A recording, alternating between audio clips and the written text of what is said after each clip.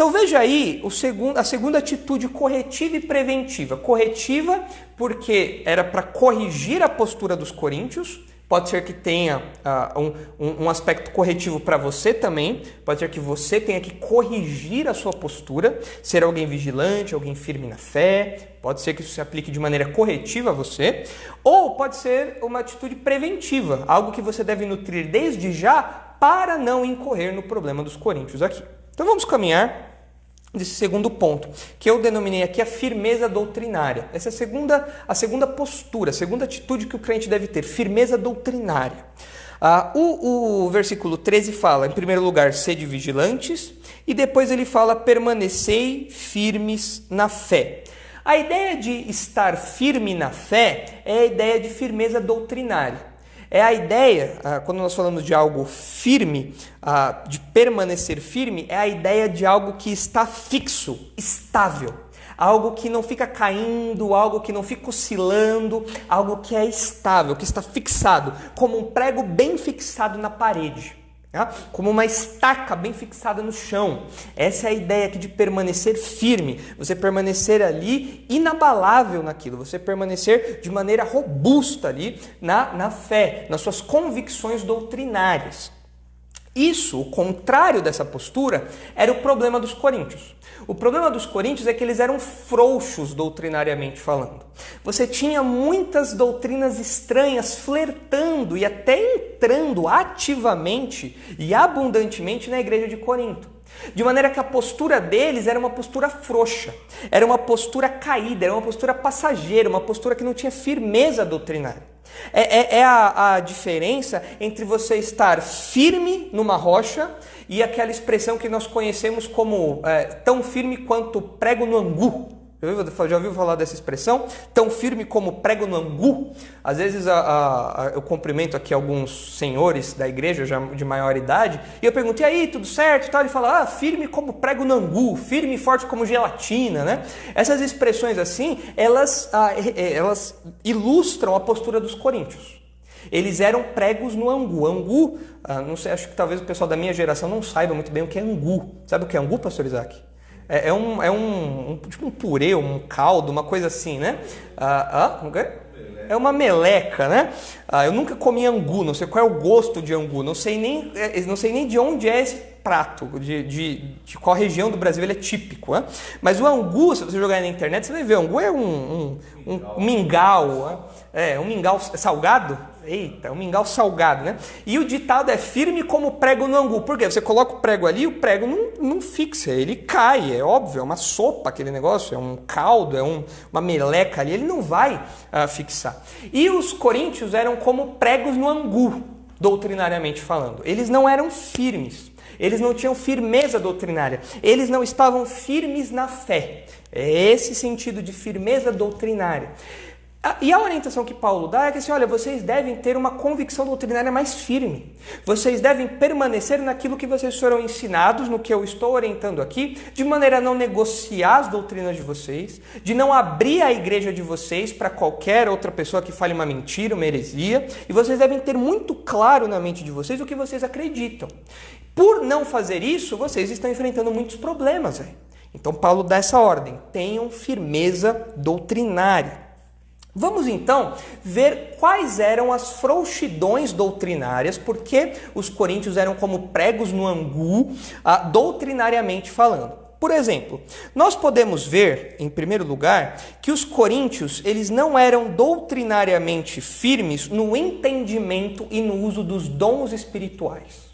A questão de falar em outras línguas, a questão de profecias, as questões dos dons espirituais que nós temos listados lá em 1 Coríntios 12, nós percebemos que os coríntios eles não tinham firmeza doutrinária. Eles não entendiam esses dons como deveriam. O entendimento deles era um entendimento distorcido dos dons. E a prática dos dons, o uso que eles tinham dos dons, era também um uso ruim. Era um uso frouxo, né? Que dava liberdade até para pecados, por conta do uso que eles faziam dos dons, o mau uso que eles faziam dos dons. Veja, por exemplo, 1 Coríntios, capítulo 12, versículo 1. Olha só. A respeito dos dons espirituais, a carta aos Coríntios é dividida em vários assuntos, né? Então, a respeito disso, a respeito daquilo, e aqui no capítulo 12 é a questão dos dons. A respeito dos dons espirituais, não quero, irmãos, que sejais ignorantes. Sabeis que outrora, quando eram gentios, deixáveis conduzir-vos aos ídolos mudos, segundo éreis guiados. Por isso vos faço compreender que ninguém que fala pelo Espírito de Deus afirma anátema Jesus. Por outro lado, ninguém pode dizer Senhor Jesus, senão pelo Espírito Santo. Ou seja, Paulo está falando aqui, vocês não podem ser ignorantes no entendimento e no uso que vocês fazem dos dons. Uma pessoa amaldiçoa Jesus e fala que isso é fruto da ação de Deus na vida dela, isso não tem o menor sentido. Por outro lado, uma pessoa que realmente declara Jesus não pode fazer isso se não for pela ação de Deus. Então vocês devem ter discernimento no entendimento e na prática, no uso que vocês fazem dos dons espirituais. Porque lá em Corinto acontecia o quê? Uma elitização dos dons. As pessoas tinham dons para se mostrar, as pessoas tinham dons para alcançar aí patamares espirituais. As pessoas no uso dos dons durante o culto faziam uma grande bagunça, faziam um grande auê ali no culto, banalizando o culto, banalizando os dons. Tudo isso fruto de uma frouxidão doutrinária. O entendimento que eles tinham dos dons espirituais e a prática que eles tinham dos dons espirituais era um entendimento frouxo e uma prática frouxa. Paulo fala, vocês não podem ter essa postura. Vocês não podem ser ignorantes quanto aos dons. Vocês devem ter firmeza doutrinária. Além disso, vocês podem ver também no capítulo 14, no versículo 29, que essa expressão dos dons também levava os coríntios no trato com os profetas, que era algo característico daqueles dias. Hoje nós não temos mais profetas, mas naqueles dias, enquanto a revelação do Novo Testamento ainda estava em andamento, né, ainda estava caminhando para o fechamento do cano do Novo Testamento, enquanto isso estava acontecendo, nós ainda tínhamos o papel dos profetas na igreja.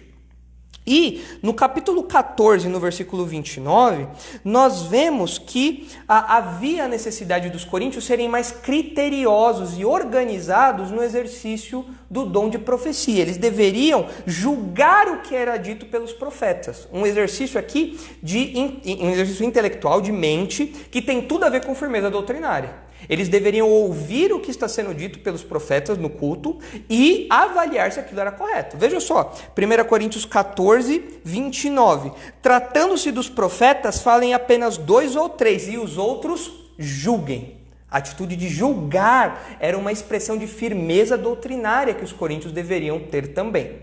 Outro problema que nós percebemos que expressa uma frouxidão doutrinária. Por que os coríntios eram pregos no angu, doutrinariamente falando? Porque eles estavam flertando com o entendimento herético da ressurreição. Eles estavam acreditando que a ressurreição não aconteceria, que a ressurreição de Cristo não aconteceu. E isso estava começando a entrar na igreja, certamente trazendo problemas ali, não só para a vida prática, mas para o entendimento doutrinário dos crentes, para as verdades do Evangelho. A ressurreição é central para o entendimento do Evangelho. Se você tira a ressurreição, você tira tudo, você tira o cerne do Evangelho. Paulo fala em Romanos que a ressurreição de Cristo foi a evidência, a prova, a comprovação de que nós, como crentes, agora somos justificados, de que Deus aceitou o sacrifício de Jesus na cruz. Se Jesus não ressuscitou, já era, nós não temos esperança.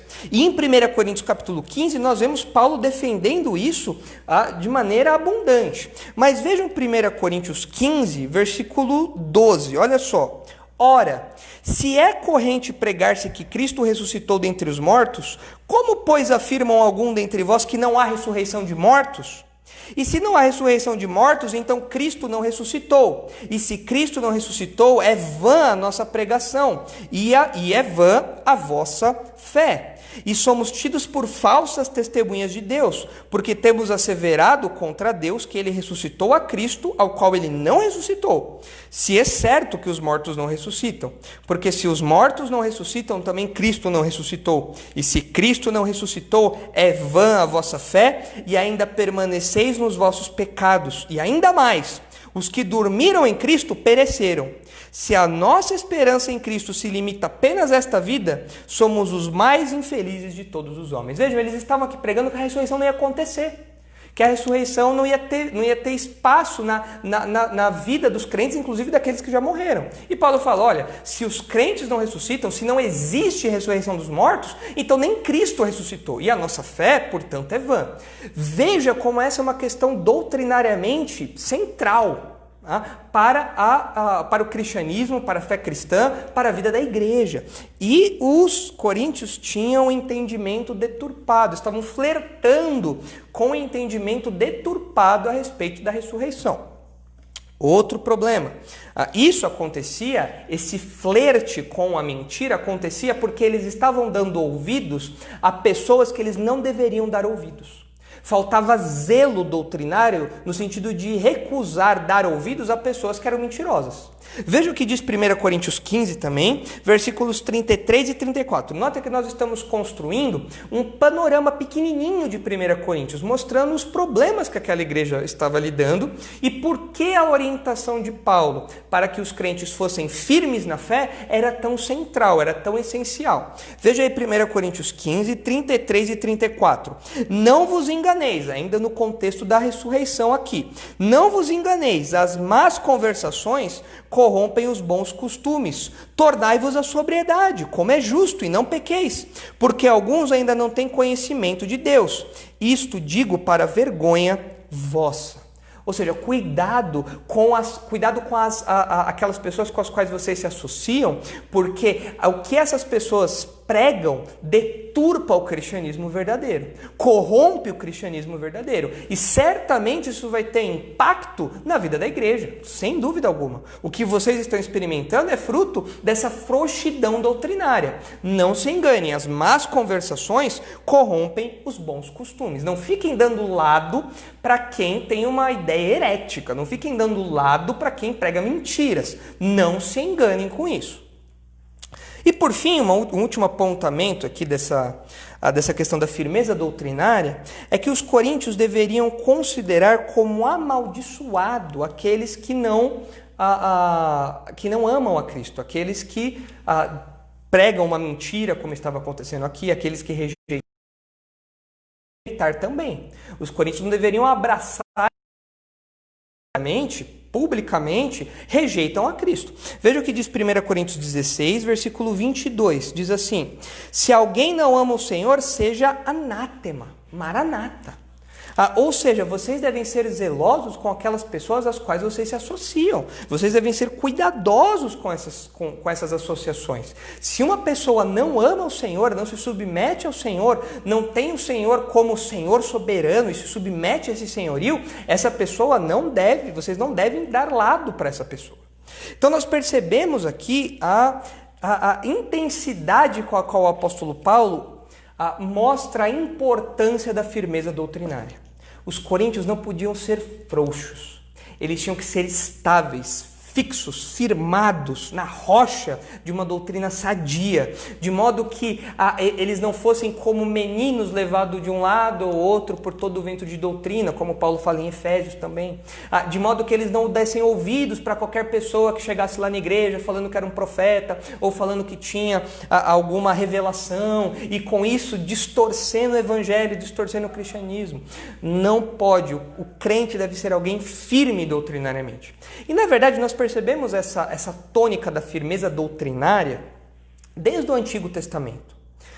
Quando um profeta chegava diante do povo e falava alguma coisa e queria conduzir o povo para a idolatria, a lei era clara: esse camarada deve ser apedrejado, esse camarada tem que ser expulso do meio de vocês, porque ele vai conduzir o povo à idolatria, ele vai conduzir o povo ao erro. Só que os coríntios parece que eles taparam os ouvidos para essa realidade, para esse zelo que eles deveriam ter pela boa doutrina, pela sã doutrina. E nós, infelizmente, percebemos que muitas igrejas têm adotado a mesma postura dos coríntios. Muitos crentes, individualmente, e muitas igrejas, coletivamente, não têm firmeza doutrinária. E por isso cedem os seus púlpitos a heresias, a mentiras, nas suas aulas são pregadas mentiras, distorções do evangelho, conceitos errados são misturados ali, e nós percebemos que essa orientação de Paulo aos coríntios sobre firmeza doutrinária é extremamente atual. Nós, como crentes, devemos ser doutrinariamente firmes. Não podemos ser frouxos doutrinariamente falando. Deixa eu trazer algumas aplicações disso para nós hoje. Essa é a orientação de Paulo aos coríntios e esses eram os problemas que a igreja de Corinto enfrentava. Nós hoje enfrentamos problemas muito parecidos no meio evangélico. Por exemplo, os crentes de hoje devem ser firmes, doutrinariamente firmes, no entendimento e na aplicação dos dons espirituais também. Assim como os coríntios estavam enfrentando problemas dentro da igreja porque eles não entendiam e usavam os dons de uma maneira sadia e bíblica, correta, a igreja evangélica hoje faz a mesma coisa. O meio pentecostal banalizou os dons espirituais. O meio pentecostal destruiu os dons espirituais. O meio pentecostal, o movimento pentecostal, seja o chamado pentecostalismo clássico, tradicional, que isso daí de melhor não tem nada. É uma deturpação dos dons espirituais do mesmo jeito. Então você fala, pastor, lá vai você de novo falar de dons espirituais. Você, o pastor Marcos, o pastor Isaac, o pastor Thomas, só fala de dons espirituais dos pentecostais. Não é questão de só falar mal de pentecostal. É porque isso é um problema que já estava previsto em 1 Coríntios. E o mau uso dos dons espirituais foi um dos pontos que levou a igreja para o buraco que ela chegou. E esse ponto hoje tem levado a igreja evangélica para o buraco também. Então nós, como pessoas que zelam pela essa doutrina, como crentes que são firmes doutrinariamente, precisamos nos opor ao erro.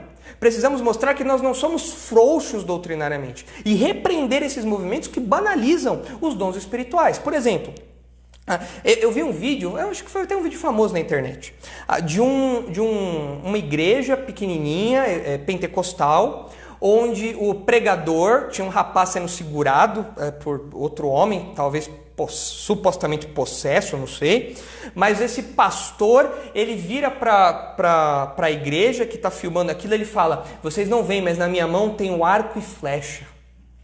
Vocês não estão vendo, mas está vendo a flecha aqui? Ela é linda, ela vai derrubar o mal. E ele aponta aquela flecha para aquele homem e então atira e o homem cai no chão. E todo mundo, aleluia, glória a Deus e tal. Esse é o meio pentecostal. É isso. Uma banalização dos dons. Paulo, em momento nenhum, fala para os coríntios se tornarem arqueiros espirituais. Isso não existe. Isso daí é uma invenção do homem. Ou coisas mais bizarras ainda, aquela ideia de sair girando. Eu me lembro, quando eu era pequeno, os irmãos sabem que eu já fui de contexto pentecostal quando eu era muito pequeno, e eu vi muitas bizarrices no meio pentecostal, muita distorção, muita frouxidão doutrinária. Eu me lembro, quando eu era pequeno, de ir a reuniões em que senhoras, com saltos desse tamanho e saias, começavam a rodar quase que virando um helicóptero e voando ali, enquanto rodavam com aqueles saltos altos batendo no chão. Eu lembro até com um amigo meu visitante que eu levei nessa ocasião, ele não era crente, eu levei ele para ver essa reunião. Eu lembro que essa senhora pisou no pé dele, e o cara nunca mais voltou na igreja. Lógico, um tamanco desse tamanho em cima do pé dele, uma criança, nunca mais apareceu por lá, porque é uma invenção. Na Bíblia não existe essa coisa de sair rodando, rodopiando, feito peão do baú, não existe isso. E isso é uma distorção dos dons espirituais. É o mesmo problema que acontecia na igreja de Corinto. Meus irmãos, nós precisamos ter discernimento e firmeza doutrinária para perceber que o movimento pentecostal não é um movimento com o qual nós podemos flertar. É uma distorção bizarra dos dons espirituais, que reduz os dons espirituais a um elitismo, a ideia de que se você fala em línguas você está em outro patamar espiritual, algo que acontecia na igreja de Corinto também, e que mostra uma frouxidão doutrinária, já que os dons não se prestam a isso, os dons não servem para isso.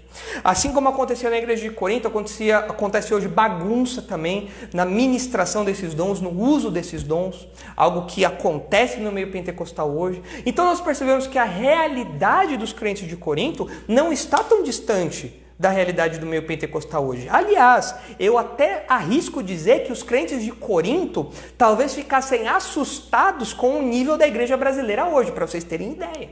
Então nós não podemos ser frouxos no entendimento e na aplicação dos dons. Inclusive, quando o pastor Marcos não traz os estudos na carta aos Hebreus, e quando eu não estou com os irmãos aqui expondo esse texto, o pastor Isaac está expondo às quartas-feiras os dons espirituais. E estamos caminhando ali dom por dom. Por quê? Porque nós precisamos ter um entendimento correto a respeito disso para aplicar isso corretamente. Então nós não podemos ter uma frouxidão doutrinária nesse campo. E aqui, meus irmãos, permitam-me fazer um alerta. Prestem atenção nesse alerta. É um alerta que eu faço com muita preocupação por alguns crentes. Existe um movimento entre os crentes mais tradicionais e tal, um movimento meio isentão, espiritualmente falando. Um movimento que acha que tudo no meio evangélico é paz e amor e nós temos que aprender com todo mundo. E muitas pessoas afirmam que nós temos algo a aprender com os pentecostais. Nós temos que olhar para o zelo que os pentecostais têm pelos dons. Nós temos que olhar pelo fervor que eles têm na busca de Deus. Nós temos que olhar para o movimento pentecostal e perceber como eles são dedicados ao Senhor, comprometidos com a obra de Deus. Nós não temos nada que aprender com o movimento pentecostal. Nada. Nós não temos nada que aprender com um movimento que é repreendido aqui. Quando eu falar nós temos que aprender algo com o movimento pentecostal, só se for aprender algo a partir do mau exemplo, porque não existe um bom exemplo na igreja de Corinto aqui. Paulo fala lá no começo de Coríntios, olha, vocês têm todos os dons, mas depois ele dá bronca na igreja, ele não fala, olha, eu tenho que aprender com vocês, porque realmente vocês falam em línguas, eu não falo tanto quanto vocês, não. Paulo não fala isso. Paulo repreende aquelas pessoas porque Paulo entende o valor da firmeza doutrinária. E esses crentes que têm esse discurso muito conciliador, essa ideia de não, nós temos que aprender com o movimento pentecostal, esses crentes estão sacrificando a firmeza doutrinária. Talvez para essas pessoas isso não seja verdade. Não, eu tenho a minha doutrina, ele tem um entendimento diferente. Não é um entendimento diferente, é um entendimento errado. Nós como crentes, o crente contemporâneo, o crente moderno, não usa mais a palavra errado. O entendimento pentecostal dos dons está errado e deve ser repreendido, deve ser denunciado à luz da Escritura. É claro, não à luz do meu entendimento, à luz da Escritura. E muitos crentes têm flertado com isso. Nós podemos então aprender com eles. Não, nós não temos nada que aprender com eles. Os dons bagunçados, o entendimento distorcido, uma prática de dons vergonhosa.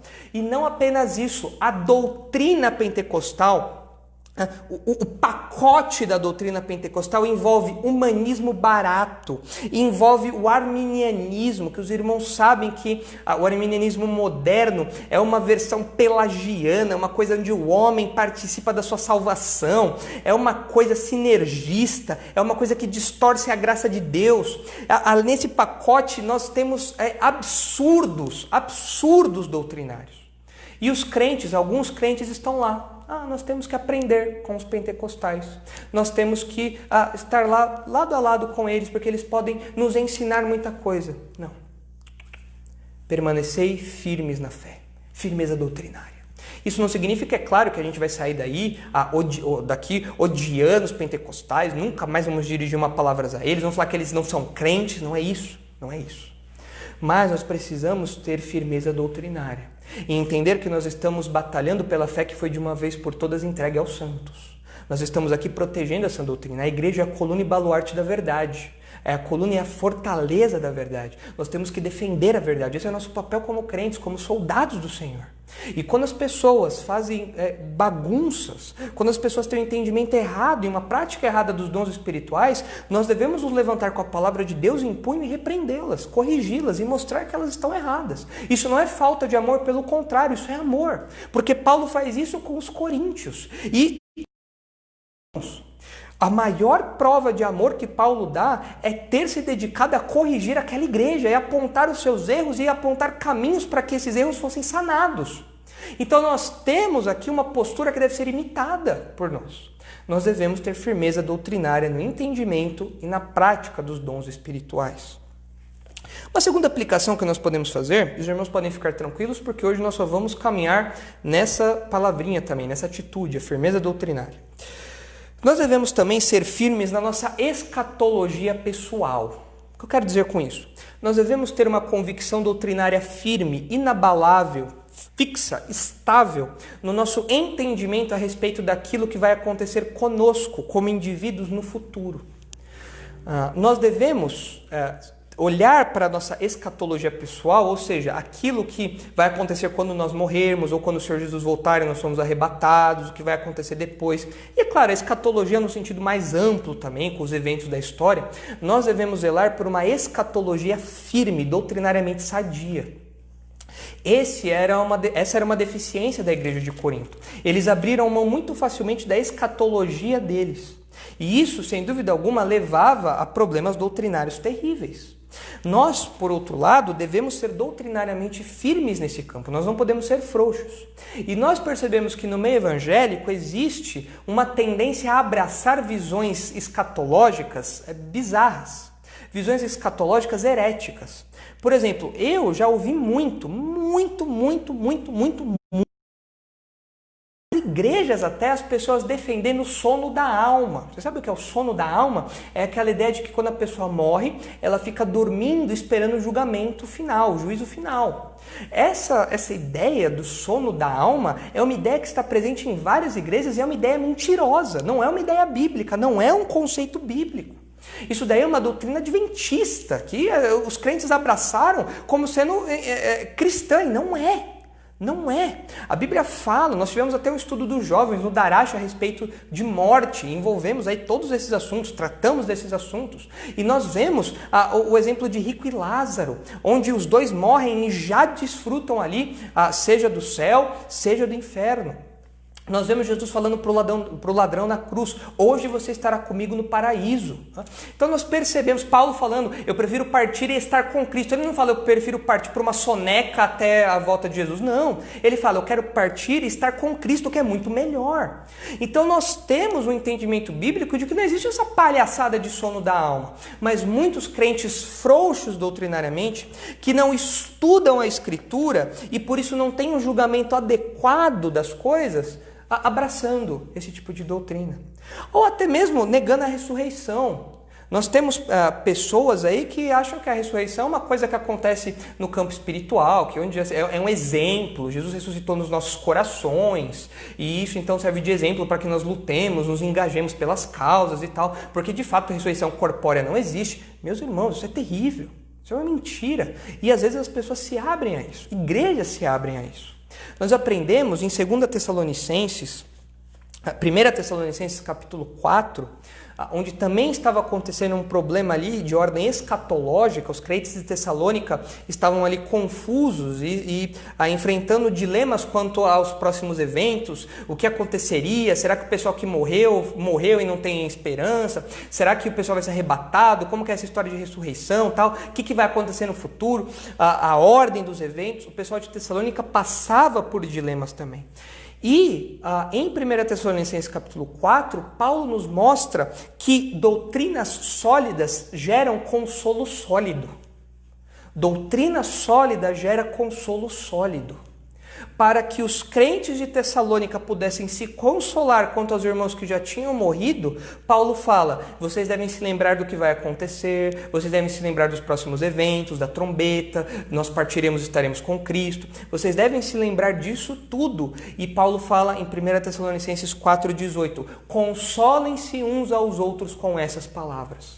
Ou seja, a firmeza doutrinária gera um consolo forte. Se você tem passado por problemas por causa do Covid, dificuldades aí, perda de alguém, perda de um ente querido, problemas de saúde, preocupação, ansiedade, você não vai encontrar consolo numa doutrina frouxa. Não adianta. Você não vai encontrar consolo numa doutrina, por exemplo, que diz que Deus não está no controle da história. Você não vai encontrar consolo numa doutrina que fala que quando nós morremos tudo acaba. Você não vai encontrar consolo em nada disso, porque isso é doutrinariamente frouxo, isso é mentira. Mas você encontra consolo forte, firme, estável, como uma estaca na rocha, na doutrina sólida. Por isso o crente deve ser alguém doutrinariamente firme, para que ele desfrute de um consolo verdadeiro e, portanto, possa consolar os seus irmãos de maneira verdadeira também. Meus irmãos, nós não podemos adotar uma postura do consolador mentiroso. Aquela pessoa que fala mentiras a fim de abrandar a dor das pessoas. A firmeza doutrinária pode consolar verdadeiramente. E isso é fruto de uma visão escatológica, aqui, aplicando a realidade dos coríntios aos nossos dias, né? É fruto de uma visão escatológica correta, a nível individual e a nível mundial, a nível universal. Então nós precisamos zelar, como crentes, por uma escatologia pessoal doutrinariamente firme, sadia, sem negociar os princípios e valores da palavra de Deus nesse campo. E por fim, uma última aplicação, para nós já caminharmos aqui para o final. Os crentes devem ser criteriosos quanto ao que ouvem e quanto às associações que eles fazem. Os crentes devem ter cuidado com as pregações que ouvem, com os ensinos que ouvem. É claro, tudo o que eu disse até aqui corrobora esse ponto reforça o que eu disse. Mas o que eu quero enfatizar nesse último ponto é que os coríntios deveriam ter cuidado com aquilo que eles ouviam, com as supostas profecias, com os ensinos. E os coríntios deveriam ter cuidado também com aquelas pessoas com as quais eles se associavam. E isso é muito importante para os crentes hoje, porque nós temos vivido um fenômeno de multiplicação de falsos mestres. Nós temos vivido um momento onde as pessoas, sem nenhum preparo teológico, às vezes eu duvido até da conversão dessas pessoas, eles se colocam como mestres da verdade e começam a ensinar as pessoas com o coach, começam a ensinar as pessoas com plateias cheias, começam a ensinar as pessoas com um discurso água com açúcar, que nada tem a ver com o evangelho. Nesse meio começam a se proliferar mentiras, heresias. Nós temos visto isso com esses jovens que têm saído aí e pregando para auditórios imensos, lotados de pessoas. Esses supostos pregadores falando que você é o centro do coração de Jesus. Que besteira, que palhaçada isso. Você não é o centro do coração de Jesus. Jesus não fez tudo isso pensando em você. O alvo do crente é a glória de Deus, né? Não é que Deus fez isso para a nossa glória, pelo contrário, Deus fez tudo isso para a sua própria glória. Toda a história, toda a salvação, tudo é para a glória de Deus. Nós não somos o ponto fraco de Deus. Pessoas que têm pregado esse tipo de coisa, pessoas que têm pregado que se Jesus estivesse no Éden, ele teria pecado também. Que horror, que blasfêmia, que heresia uma coisa dessa. Que heresia uma coisa dessa. E por que esse tipo de coisa ganha audiência? Porque o povo evangélico é um povo sem firmeza doutrinária. É um povo que não é criterioso. E por isso, a exemplo da igreja de Corinto, os crentes hoje deixam esse tipo de coisa entrar na igreja. Eu já compartilhei com os irmãos que eu já tive experiência de chegar em igrejas e eu estou ali ministrando um estudo informal com os irmãos ali e eu ouço as pessoas falando, não, porque aquele pregador da internet é muito bom. E quando você vai ver, essa molecada aí herética, essa molecada aí que inventa a doutrina antibíblica. Porque falta zelo doutrinário. Falta firmeza doutrinária. Em nome do amor, de amar ao próximo, de fazer assistência social e tudo mais, os crentes se esqueceram do zelo doutrinário. Então é comum você ir em igrejas e você ver uma igreja de amor, mas deveria ter um slogan sincero, né? Uma igreja sem firmeza doutrinária. Às vezes você tem muitas igrejas pregando amor ali para todo mundo, mas com uma doutrina frouxa, que abraça qualquer tipo de coisa que chega ali. Essa não é a igreja de Cristo. Essa não deve ser a postura dos crentes. Nós devemos ter o cuidado dos bereanos. Veja comigo Atos 17, é um exemplo muito claro na Bíblia a respeito de qual deve ser a nossa postura. Atos, capítulo 17, versículo 11. Olha só o que diz Atos 17, 11. Ora, estes de Bereia eram mais nobres que os de Tessalônica, pois receberam a palavra com toda a avidez, examinando as escrituras todos os dias, para ver se as coisas eram de fato assim. Diante da pregação de Paulo e Silas lá em Bereia, aqueles homens, aquelas mulheres, aquela igreja, via ali e falava, não, peraí, vamos ver se as coisas são assim mesmo. Vamos comparar com a Escritura. Vamos ver o que a Bíblia diz para ver se isso é verdade. Isso é zelo doutrinário. Isso é ser firme doutrinariamente. Nós temos visto, meus irmãos, igrejas dando seus púlpitos e abrindo suas portas para o adventismo do sétimo dia. Não só por meio de músicas que muitas vezes as igrejas cantam, sem ver o que aquela letra de fato está falando, e muitas vezes defendendo doutrinas adventistas e heréticas no momento de louvor, nos cânticos, não apenas por isso, mas também dando seus púlpitos e falando, nós somos irmãos, nós somos aqui um povo só, apesar das placas de igrejas. Não é placa de igreja, é heresia, é uma seita. O adventismo não pode ter espaço dentro da igreja cristã. Faz algum tempo já, outro dia, eu fui numa apresentação de um cantor gospel. É um músico que tem algumas letras legais, que tem algumas músicas boas, e nós fomos lá, fomos um grupo, nós fomos numa apresentação no Mackenzie, e determinadas as músicas legais ali, a gente vendo ali, cantando, quem sabia cantava junto e tal, até que em determinado momento, esse cantor gospel parou de cantar e começou a pregar, e aí foi uma tragédia. Tem pessoas que é melhor cantando do que pregando, e deveriam ficar cantando apenas, porque quando prega é só tragédia. Eu não sei como isso acontece na mente da pessoa, como ela faz uma letra boa e fala tanta groselha depois. Mas esse camarada, ele virou e falou, porque os nossos irmãos católicos, na hora, meu cérebro, o quê? Será que ele está usando católico no sentido de universal, né? De algo dos irmãos ao redor do mundo? Será que ele está pensando aqui em católico nesse sentido? Mas não, era católico no sentido de católico mesmo, católico romano. Ou seja, alguém que não tem o menor entendimento doutrinário.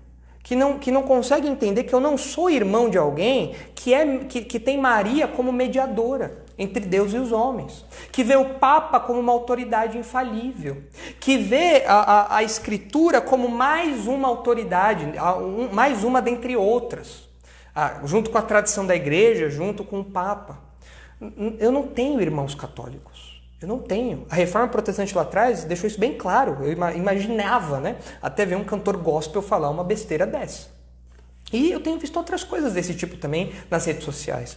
Então nós precisamos ter zelo doutrinário, meus irmãos. Nós precisamos ser como os bereanos. E nós temos que ter cuidado com aquelas pessoas às quais nós damos ouvidos e com as quais nós nos associamos. Nós não podemos ser pessoas sem discernimento espiritual. E à luz dos problemas que a igreja de Corinto enfrentava, nós podemos aplicar para a nossa vida a importância da firmeza doutrinária. Nós já vimos a importância da vigilância, de estarmos atentos àquilo que acontece ao nosso redor. E hoje nós vimos a importância de sermos crentes firmes na fé, crentes com firmeza doutrinária. Que Deus abençoe vocês. Nós vamos orar agora, pedir para que Deus faça uma reforma no meio evangélico brasileiro. No meio evangélico mundial, mas no meio evangélico brasileiro, nos dando um despertar para a firmeza doutrinária. Vamos orar. Senhor, obrigado pela Tua palavra, que é o nosso guia, Pai, de fé e prática. Obrigado porque a doutrina que nós devemos defender é a doutrina da Tua palavra. É a sã doutrina, aquilo que o Senhor revelou a nós, e não as invenções da nossa cabeça. Dá-nos, por favor, firmeza doutrinária, Pai. Dá-nos zelo pela verdade. Ajuda-nos a ser coluna e baluarte da verdade. Ajuda-nos a lutar pela fé que foi entregue de uma vez por todas aos santos. E ajuda-nos, Pai, a repreender o erro, a repreender o mal e a denunciar, Pai, as mentiras que as pessoas fazem em nome do Senhor, em nome de Jesus, sendo que contradizem totalmente o verdadeiro evangelho e a verdadeira fé. Dá-nos a coragem, o conhecimento e a firmeza para isso. Ajuda-nos a nos afastarmos de maneira preventiva, desde já, dos erros da igreja de Corinto. E se há alguém aqui que ainda está dentro desses erros, alguém que ainda está cego para esses erros, abra, Pai, esse coração. Abre esses olhos, de maneira que essa pessoa possa entender a Tua palavra, possa compreendê-la e aplicá-la de um modo que agrade ao Senhor e que esteja em harmonia com aquilo que o Senhor quer para a vida do seu povo. E é no nome de Jesus que nós oramos agradecidos. Amém.